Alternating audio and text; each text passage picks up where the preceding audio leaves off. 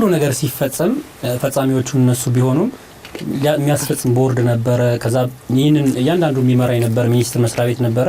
ሚኒስትሮች የሚመሩ ደግሞ ጠቅላይ ሚኒስትሩ ነበሩና የነሱስ የተጠያቂነት ምክንያቱም አያውቁም ማለት አይቻልም። ይሁሉ ነገር ሲፈጠር ነበሩ፣ በአገሩ ላይ ነበሩ።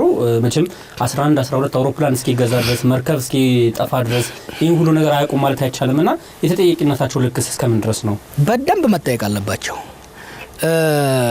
ወንጀል ውስጥ ሚኒስትሮቹ ሆኑ ጠቅላይ ሚኒስትሩ ወይ አበረታች ነበሩ ወይ ፈሪና ሰነፍ ነበሩ።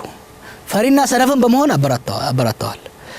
አንድ ስልጣን ላይ ካረከኝ ከኔ ስር ያሉ ሰዎች ለሚያጠፉት ጥፋት ተጠያቂ ነኝ። እኔ ለምሳሌ ኦኤምኤን ዳይሬክተር ነኝ። ጋዜጠኞች በየቀኑ የሚዘግቡትን ላላቅ እችላለሁ። ግን እነሱ ላጠፉት ጥፋት አንድ የኦኤምኤን ጋዜጠኛ ላጠፋው ጥፋት አልቲሜትሊ ተጠያቂው እኔ ነኝ። የዚህ ድርጅት ኃላፊ እኔ ነኝ። አልሰማሁም ነበር፣ አላወቅኩም ነበር፣ ፈራቸው ነበር፣ ስልጣን አልነበረኝም የሚል ከሆነ የዛን ጊዜ ሲሰረቅ ማስቆም ካቃተው ስልጣን መልቀቅ መቻል ነበረበት። ስለዚህ ጠቅላይ ሚኒስትሩም ሆነ ሚኒስትሮቹ በቦርድ ሰብሳቢነት፣ በሚኒስትርነት፣ በተለያየ ደረጃ ከነዚህ ሌቦች በላይ ስልጣን የነበራቸው ሰዎች መጠየቅ መቻል አለባቸው። ስለዚህ ጠቅላይ ሚኒስትሩን ሳትጠይቅ ክንፈ ዳኛውን ብቻውን መጠየቅ አትችልም እና የወንጀሉ ሲቪሪቲ ሊለያይ ይችላል። ሆኖም ግን በስልጣን ላይ የነበሩ ሰዎች ከተጠያቂነት ፈጽሞ ሊያመልጡ አይችሉም። ይሄ ትክክለኛ አርጊውመንት ነው። ይሄን ማድረግ ያለብን ለወደፊቱ ራሱ ስልጣን ላይ የነበሩ ሰዎች ዛሬ አሁን እንግዲህ ብዙ ሚኒስትሮች አሉ። ዛሬም ደግሞ ሌብነት ሲቀጥል አልሰማሁ ነበር፣ አላየሁም ነበር፣ ስልጣን አልነበረኝም ለማለት ነው። ኮማንድ ሬስፖንሲቢሊቲ ያለ ከምንቀመጠው ወንበር ጋር ከተቀመጥንበት ወንበር ጋር የሚመጣ ኃላፊነት አለ። ሌቦችን ማስቆም ከዛ ኃላፊነት ውስጥ አንዱ ነው። ስለዚህ ሌቦችን ማስቆም ያቃተው ሚኒስተር ከሌቦቹ ምንም አይለይም። ስለዚህ ከሌቦቹ ጋር አብሮ መቀጣት አለበት። ትክክለኛ ነው። ከኤልቲቪ ጋር የህወሓት ከፍተኛ አመራር የነበሩት አቶ ጌታቸው ረዳ ጋር ቃለ መጠይቅ ነበርና ጠቅላይ ሚኒስትሩ ተጠያቂ መሆን አለባቸው። እሳቸው ሳይፈርሙ እሳቸው ሳያውቁ የተደረገ ነገር የለም ወይ በቸልተኝነት ተውታል ወይም ደግሞ ያወቁ ነው የተውት ምናምን በሚል የገለጹበት ሁኔታ አለ። እሳቸው ደግሞ ራሳቸው ደግሞ የጠቅላይ ሚኒስትሩም ደግሞ አማካሪም ነበሩና ስለዚህ አንዳንድ ሰዎች ይህቺ ነገር ከህወሓት አውጥቶ ወደ አቶ ኃይለማርያም ተጠያቂነቱን ለመውሰድ ነው የሚሉ አሉና እኩል አይደለም ሸር ማድረግ ያለባቸው ሁለቱም። ራሱ ጌታቸው ረዳም አብሮ መጠየቅ አለበት። አማካሪ ከነበረ ኤግዚኪዩቲቭ ውስጥ ነበረ ማለት ነው በዛ ወቅት። ከዚህ አንፃር አንዳቸውም ንጹህ የሚወጡበት ምክንያት የለም። እሱ ከሚለው ጋር እስማማለሁ። ጠቅላይ ሚኒስትሩ ባይፈርሙም ራሱ መፈረም ማወቅ ነበረባቸው። ባያውቁም ራሱ የዛ ጊዜ እንደሚናገሩ ነበር ጠቅላይ ሚኒስትሩ ደጋግመው ኢንፎርሜሽን አይደርሰኝም በግምት ነው የምወስነው የሚሉት። ኢንፎርሜሽን አይደርሰኝም በግምት ነው የምወስነው ኢንፎርሜሽን የማግኘት ግዴታ ነበረባቸው። እንደ ጠቅላይ ሚኒስትር የዚች ሀገር ቺፍ ኤግዚኪዩቲቭ ነበሩ። የስልጣኖች ሁሉ ቁንጮ እሳቸው ነበሩ። ጥፋት፣ ዘረፋ፣ ግድያ ሲካሄድ ወይ ይሁን ብለው ፈቅደዋል፣ ወይ ምን አገባኝ ብለዋል፣ ወይ ፈርተዋል። ሶስቱም ከጠያቂነት አያወጣም። ስለዚህ ጠቅላይ ሚኒስትሩ መጠየቅ አለባቸው። በጠቅላይ ሚኒስትሩ አካባቢ የነበሩ ሚኒስትሮችም ጌታቸው ረዳን ጨምሮ ተጠያቂነት አለባቸው። ኃይለማርያም ላይ ብቻ መግፋት አይደለም። ትልቁ ኮሌክቲቭሊ ካየነው እንደ ቡድን ህወሓት ነው ተጠያቂ። ምንም የሚያከራክር የለም። ምክንያቱም እንደ ፓርቲም ሲወስኑ ነበረ። የዚህችን ሀገር ስልጣን ለ27 ዓመት በበላይነት የያዙት እነሱ ነበሩ። ፕራክቲካሊ እንግዲህ እኔ በሚዛን ስጥ ኃላፊነት ካልከኝ ትልቁን ወንጀል ሲሰራ የነበረው ጌታቸው አሰፋ ነው። ምክንያቱም እና ኃይለማርያም አንደርማይን ሲያደርግ የነበረው እሱ ነው። አቶ ጌታቸው ረዳ ካሉት ነው ጌታቸው አሰፋ ምንም አይነት ወንጀል ያልሰራ ቤተሰቦቹን መስዋዕት አድርጎ ሲንቀሳቀስ የነበረ ሰው ነው በሚልም ገልጸውታል። የኛም ቤተሰቦች ደግሞ መስዋዕት ሲያደርግ ነበረ፣ ሲጨፈጭፍ ነበረ፣ እጅ ሲቆርጥ ነበረ፣ እግር ሲቆርጥ ነበረ፣ ሲያኮላሽ ነበረ፣ አስገድሎ ሲያስደፍር ነበረ። ይችን ሀገር በዚች ሀገር ላይ ለተሰራ ወንጀል የሰብአዊ መብት ብቻ አይደለም እነ ሜቴኮች እንዲዘርፉ ሲያመቻችላቸው ሜቴኮችን ሊያጋልጡ የሞከሩ ሰዎች ሲያስርና ሲያፍን የነበረው ጌታቸው አሰፋ ነው።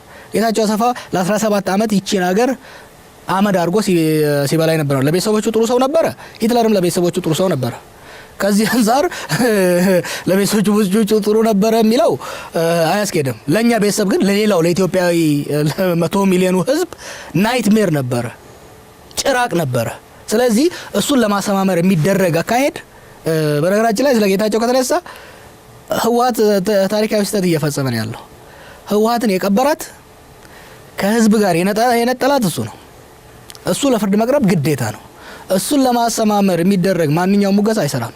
ምንም እንኳን የፈራገጡ እሱ መግባቱ የማይቀር ነው እዚህ ሀገር ውስጥ። ምክንያቱም አንደኛ ወንጀሎችን በከፍተኛ ደረጃ ሲሰራ የነበረው እሱ ስለሆነ፣ ሁለተኛ ደግሞ አሁንም ሀገሪቷ ውስጥ ለሚደረገው ብጥብጥ በቀዳሚነት እየተሳተፈ ያለ እሱ ስለሆነ እነ ጌታቸው ረዳም ሆነ ማንኛውም ሰው ጠበቃ ቆሞለት፣ ጌታቸው ረዳ ሎየር ነው፣ ጠበቃ ነው። ጌታቸው አሰፋ ሲታሰር በጥብቅና ቆሞ ሊከራከርለት ይችላል። በሚዲያ የሚደረግ ወከባ ግን አይዋጣም። ለውጡ ከቤተ መንግስት አልወጣም። ቤተ መንግስት አካባቢ ነው። አሁንም መፈናቀሎች አሉ። በየቀኑ ሰላማዊ ሰልፍ በየቦታው ይወጣል። ዩኒቨርሲቲዎች ላይም ደግሞ አሁን ደግሞ የተጀማመሩ ነገሮች አሉና ቀጣይ በምን አይነት አግባብ ነው መከል ያለበት? ታች ያለው ማህበረሰብ ነው ጥያቄ ሲያቀርብ ነበር። ያ ማህበረሰብ አሁንም ደግሞ ለውጡ ማይደርሰው ከሆነ ተመልሶ ችግር ሊፈጠር ነው። ስርዓቱ ከታች በስብሷል። ስርዓቱ በአጠቃላይ የበሰበሰ ነበር መጀመሪያ። ስለዚህ በተሰራው ስራ ውስጥ አትሊስት ጭንቅላቱን ማዳን አስፈላጊ ስለነበረ ከጭንቅላቱ ውስጥ የበሰበሱትን ሰዎች በመግፋት ለውጥ ፈላጊና ጠንካራ ወደፊት እንዲወጣ ተደርጓል። ያ በጭንቅላት ደረጃ የተደረገው የመልሶ የመገንባትና የማጠናከር ስራ ወደ ታች አልወረደም። ምክንያቱም ከላይ የነበረው አመራር ግፋቢል 50 ሰው ቢሆን ነው። ከሱ ውስጥ እንደምንም ብለህ 5-10 ሰው ታገኛለህ፣ የተረፈው ልታስወግድ ትችላለህ። ከታች ግን ቢያንስ ኢህአዴግ ወደ 8 ሚሊዮን አባላት ቢሮክራሲ ውስጥ አለ። ይሄን አብዛኛውን በነገራችን ላይ ህወሓቶች ሌባውን፣ ውሸታሙን፣ ቀጣፊውን ህዝብ የሚጠላውና በህዝብ የሚጠላውን እየፈለጉ ነው የከተቱት። ኦህዴድ ውስጥና በአዴን ውስጥ ከታች ያለው አውሬ ነው። ጸረ ህዝብ የነበረ በህዝብ ውስጥ ወይ እውቀት የሌለው ወይ ብቃት የሌለው ወይ ተአማኒነት የሌለው ነው። ይሄንን 8 ሚሊዮን አራግፎ ለመለወጥ ቀላል ስራ አይደለም። ያለው ኮምፕሌንት ይሄን በተደጋጋሚ ማረሳው ነኝ። ከታች ያለው መዋቅር ፈርሷል፣ ተዳክሟል። ምክንያቱም ትላንት እነዚህ ሰዎች የተመለመሉትም ህዝብን ለማፈን ባላቸው ብቃት ለስርዓቱ ባላቸው ታማኒነት እንጂ ህዝብን ለማገልገል ባላቸው እውቀት ብቃት አይደለም። አሁን እንደ ዱሮው በጉልበት ሰው መግዛት አይችሉም። በአገራዊ ስርዓት ፈርሷል። የጠመንጃ አገዛዝ አልቋል፣ አብክትሞለታል። በብቃት ደግሞ እንዳደረጉት ብቃቱ የላቸውም። 27 ዓመት ላጠፉት ጥፋት ደግሞ ተአማኒነት የላቸውም። ስለዚህ እነዚህን ሰዎች መተካትና መለወጥ አስፈላጊ ነው። ከላይ የተጀመረው ለውጥ እታች እንዲወርድ መስራት አለባቸው። ሆኖም ግን ቀላል ስራ አይደለም። ከላይ የተደረገው ለውጥ ለመቀልበስ የሚደረግ ከፍተኛ ስራ ስላለ ከሱ ጋር ትንቅንቅ ላይ ያሉት። ከታች ደግሞ እነዚህ ሰዎች እንዳይለውጡ ደግሞ ወደ ኋላ መቅረትም በተወሰነ ደረጃ ደግሞ የፍራቻም አይነት አካሄድ ያለ ይመስለኛል። ያም ሆነ ግን እቺን ሀገር አትሊስት ለዚህ የሚቀጥሉት 1 ዓመት ተኩል እስከ ምርጫው ድረስ እንገፋለን ብለው ከሄዱ ከታች ያለው መዋቅር ካልለወጡትና አዲስ ኃይል በህዝብ ታማኝነት ያለውን ኃይል ወደ መስተዳደር፣ ወደ ከተሞች ከንቲባነት፣ ወደ ወረዳዎች፣ ወደ ቀበሌዎች ካላስገቧቸው እነዚህ በውስጥ ያሉት ካድሬዎች ብቃትም ስለሌላቸው በህዝብ ታማኝነት ስለሌላቸው ነገ ደግሞ እንደሚራገፉ ስለሚያውቁ ይሄንን ለውጥ እየጠለፉት እንጂ ወደፊት እያጣደፉት መሄድ አይችሉም እና በደንብ መታሰብ ያለበትና መፍትሄ የሚፈልግ ጉዳይ ነው። አሁን ታች ያለው አመራር ካልተለወጠ ችግሮች ዋናው ችግር ያለ ታች ከሆነ ከ2 ዓመት በኋላ ምርጫ ማካሄዱ ለኢህአዴግ ብቻ ጠቀሜታ አይኖረው። ምክንያቱም ብዙ ጊዜ ኢህአዴግ የሚተማመንበት ገበሬው ነው የነበረ። እንደፈለጉ መጨቆንም ማሳሳትም ስለሚቻል ማለት ነው። በዱካ የሚፈርምን ሰው ውስጥ ኮሮጆውን እንዲሞላ ራሱ እጁን ተይዞ እንዲመርጥ ይደረጋል ወይ ኮሮጆ ይሰረቃልና ይሄ ባለበት ምርጫው በተያዘለት ጊዜ መካሄዱ ትክክል ነው ተብሎ ይታሰባል። ምርጫ በተያዘበት ጊዜ መካሄዱ አለመካሄዱ ሰፋ ያለ ውይይት የሚጠይቅና አድቫንቴጅ ዲስአድቫንቴጁ ማየት ያለብን ነው። ሆኖም ግን ኢህአዴግ እነዚህ ሌቦች ይዤ ምርጫ ሰርቃለሁ ብሎ ካሰበ ተሳስቷል። በኦሮሚያ ውስጥ አንድ ነገር አስረግጬ ልንገርህ፣ አንዲት ኮሮጆ መስረቅ አይቻልም። አንዲት ኮሮጆ። ምክንያቱም ህዝቡ በጣም ኮንሸስ ሆኗል። ይሄ ኢህአዴግን አርበርብዶ የለወጠው ወጣት ምርጫ ታዛቢ ነው የሚሆነው በአብዛኛው። ስለዚህ ለእያንዳንዷ ኮሮጆ ዘብ ነው የሚቆምላት። ስለዚህ መስረቅ አይቻልም። እንዳውም እነዚህን ሰዎች ይዞ መቀጠሉ ኢህአዴግ ምርጫውን ገና ሳይገባበት እንዲሸነፍ መንገድ የሚከፍትለት ነው። ምክንያቱም ከላይ ያለው ለውጥ ራሱ አሁን ብዙ ሰዎች ምን እንደሚሉት ለማን፣ ገዱን፣ አብይን እናያለን፣ ከታች ግን ያሉት የዱሮው ናቸው ነው እያለ ያለው። እነሱ እንዳሉ ናቸው ያሉት። ከታች ያሉት ሌቦቹ ናቸው የቀጠሉት። እነሱን ቶሎ ካላስወጡ፣ ቶሎ ካልቀየሯቸው ምርጫው ላይ ሰው ልክ ኢህአዴግ የሚለው ምልክት ሲያይ የሰፈሩን ሌባ ነው የሚታየው። በነገራችን ላይ ሲስተማችን ፓርላሜንታሪ ነው፣ ፕሬዚደንሻል አይደለም። ከዚህ አንፃር ሰው ለአብይ ወይ ለለማ ወይ ለገዱ ወይ ለደመቀ አይደለም ቮት የሚያደርገው፣ እዛ ሰፈሩ ላለው ሰውዬ ነው። ያ ሰፈር ያለው ሰውዬ ደግሞ ትላንትና ምን እንደነበረ ታሪኩ ይታወቃል። ስለዚህ ለነሱ ይከብዳቸዋል ለማሸነፍ። ራሳቸውም ራሱ ለማሸነፍ እነዚህ ሰዎች መለወጥ አለባቸው። ሁለተኛ እነዚህ የለውጥ አመራር ከላይ ለጀመሩት ስራ ብቻ ሳይሆን በሚቀጥሉት 2 ዓመታት በሚያደርጉት ያስተዳደር አፈጻጸም ለህዝብ በሚሰጡት አገልግሎት ብቃት ነው ለሚፈተኑት የዛ ቀን ከታች ያለው አመራር ህዝብ አገልጋይ ካልሆነ ኢፌክቲቭ በሆነ መልኩ አስተዳደር ስራዎችን ካልሰራ አገልግሎት ካልሰጠ መሰረተ ልማት ማስፋፋት ካልቻለ ነገ ምርጫ ላይ ሲቀርብ እና አብይም ሆኑ ገዱ ይዘው የሚመጡት ተምሳሌት ሊኖራቸው አይችልም ሰርቶ ማሳያ አይኖራቸውም ሲስተሙ ላይ እናግራውን ኤሌክትሮኒክስ ሊሆን ይችላል ተብሎ ይታሰባል ለምሳሌ አማራን ክልል ያለን አርሶ አደር ምን ውስጥ አንድ ሰው የሚያግዘው ይባልና የምርጫ የሚስተር ክፍሏ ውስጥ ይቀመጣል አሁን ማንበብና መጻፍ ቢችል እንኳን እሱ ያየውን ሌላ ፓርቲ ሊመርጥ አይችልም ፊለፊቱ ስላለ በኋላ በሌላ ነገር ስለሚይዙት ማለት ነው ማንበብና መጻፍ ማይችሉን ደግሞ ጁኒ ነው እንት የሚያደርጉት ኤሌክትሮኒክስ ከሆነ ደግሞ ኤሌክትሮኒክስ ጋር ደግሞ ከቴክኖሎጂ ጋር ሲግባባም ደግሞ የራሱ የሆነ ተጽዕኖዎች አሉና ከዛ አንፃርስ እንዴት ነው በተለይ ማህበረሰቡን ሊወክል የሚችል የምርጫ ስርዓት ከመፍጠር አንፃር ኤሌክትሮኒክ መሆን የለበትም አይሆንም ለምን አይሆነው አንደኛ አንተ ያነሳው ነው ህዝቡ ከኤሌክትሮኒክ ጋር አስተዋውቀው አትሊስት የሞባይል ተደራሽነቱ 50% ባልደረሰበት ሀገር ውስጥ ታች ስክሪን የምትጠቀመው ብዙ ነገሮች አሉ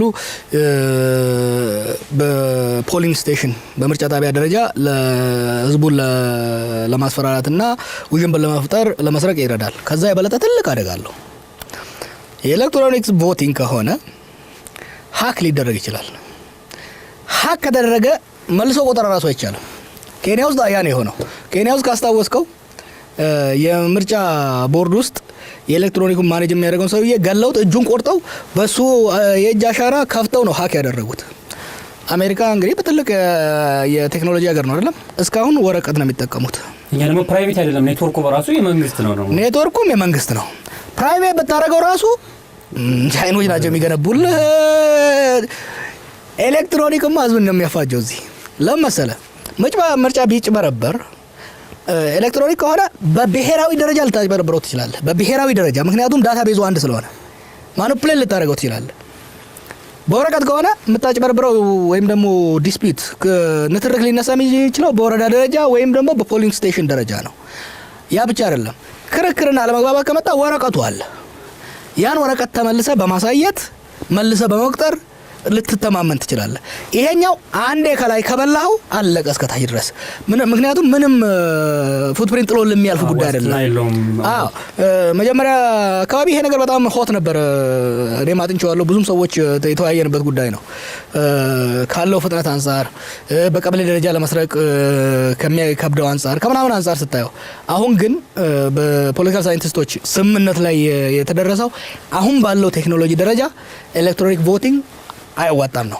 ከዛ ሌላ አለ ፓራላል ቮት ታቡሌሽን የሚባል ሲስተም አለ ይሄ ምንድነው የምርጫው ሲካሄድ ከየቀበሌው የተደረበ ወረቀት ሲሰሩ ሲቆጠሩ ሪፖርት የሚደረጉበት ታዛቢዎቹ አንደኛ ገለልተኛ ሆኑት ወገኖች ታዛቢዎች የፓርቲዎች ተወካዮች ይቀመጣሉ ለምሳሌ ይሄ ፓርቲ 250 አገኘ ይሄኛው 340 አገኘ የሚለው ይጻፋል ሲጻፍ ያ በፎቶ ይነሳና ዳታቤዝ አለ በአፕ የሚሰራ ዳታቤዝ አለ እዛ ውስጥ ተከቷል ወረቀቱ ፎቶውን ተነስቶ የሚገባው እኛ እንደ ሚዲያ ያለ ሰዎች እዚህ ቁጭ ብለን እናገኛለን ከየቦታው የሚመጣው አዎ ተጉለት ላይ ስንት ነገር ስንት ሰው ቮት እንዳደረገ እዚህ ቁጭ ብለን ለሚዲያዎች ሁሉ ኔትወርክ የሆነ ዳታቤዝ እንገነባለን እሱን ልንሰራው እንችላለን እንገነባለን ሁሉ ሚዲያዎች እናገኘዋለን አክሰሱን እናገኘዋለን ከየወረዳውና ከየፖሊንግ ስቴሽኑ የሚመጣውን እየሰበሰብን እናየዋለን የሚመጣው ደግሞ ሃርድ ዳታ ነው ዝም ብሎ የሆነ ሚሊሻ የሚያስገባል ቁጥር ሳይሆን ሰዎች ተሰብስበው የምርጫ ቦርድ ሰዎች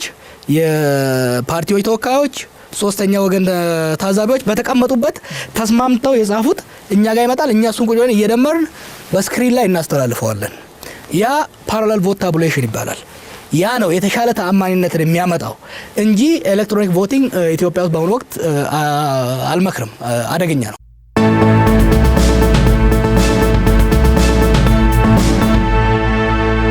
ጣኞች ይሄንን አሳይቶናል በተጨማሪ ደግሞ በእናንተ ውስጥ ያለው ሞራል ብቃት ዝግጁነት ጉጉት እልህ ይሄንን ነግሮናል ስለዚህ እንደዚሁ እንደጀመራችሁት በብርታት የትኛውም አይነት ውጣውረድ ቢያጋጥማችሁ ተጋፍጣችሁት ታልፉታላችሁ እጅ እስካልሰጣችሁ ድረስ እናንተ ሁሉ አሸናፊዎች ናችሁ እጅ ደግሞ እንደማሰጡ እምነት አሳድረናልና በድጋሚ በርቱ ማለት እወዳለሁ። የለነገዋ የሴቶች ተሃድሶና የክህሎት ማበልጸጊያ ማዕከል ነገ እንደዚህ ለችግር የተጋለጡ መስራት እየፈለጉ መስራት የተነፈጉ በተለያዩ የማህበረሰባችን ችግሮች ምክንያት ገፈት ቀማሽ ለሆኑ እህቶች ብቻ አይደለም ነገ የሚያገለግለው። ነገ ከዚህ ለበለጠ ዓላማ እንደሚያገለግል በጣም እርግጠኛ ሆኖ መናገር ይቻላል። ነገ እንደዚህ አይነት ተጋላጭነት ይቀንሳል፣ ሀገራችንን ትበለጽጋለችና። እንደዚህ አይነት ተጋላጭነት በሚቀንስበት ሰዓት ይሄ ማዕከል የሴቶች በልቀት የሚጠቀስ ታላቅ ዩኒቨርሲቲ ሆኖ እናንተም ደግሞ መታችሁ የምትሰሩበት ትላንትና የት እንደነበረ እንደ ህይወት ተሞክሮ የምትናገሩበት ይሆናል ብዬ አምናለሁ። ራዕያችን ይሄ ነውና ይሄ ሩቅ እንደማይሆን በሙሉ ልብ መናገር ይቻላል። እሱን ለማሳካት እንጥራለንና 24/7 እንሰራለን። ከተማችን ብዙ ስራዎችን ስትሰራ ከተማዋን ለማበልጸግ አጠቃላይ ሀገራችንን ለማበልጸግ የምናደርገው ጥረት የሰው ህይወት የሰው አኗኗር እንዲቀየር እንዲበለጽግ ነው። ዋናው ማዕከላችን ሰው ነው። ማንኛውም የምንሰራው ስራ የሰው ህይወት ላይ ለውጥ እንዲያመጣ ነው። የኑሮ ጫና እንዲቀንስ ነው። የብልጽግና